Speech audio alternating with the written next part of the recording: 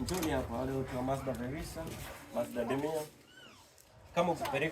Kama umepeleka gari yako garage kufanya pimp, yani kunyanyua kidogo. Katikati hapa huwa kunawekwa spacer. Sasa kukiweka spacer bila akili fulani hapa kufanyika, kinachotokea shock up inakuja inagonga hapa juu sana. Hii akili inafanyika hiyo visi garage tu. Tunafanya hiyo modification hapo katikati, tunakatia upeti hapo katikati. So end of the day gari unakuta haigongi na gari inanyanyuka poa sana. Elvis Garage kwa afya gari yako. Karibu sana.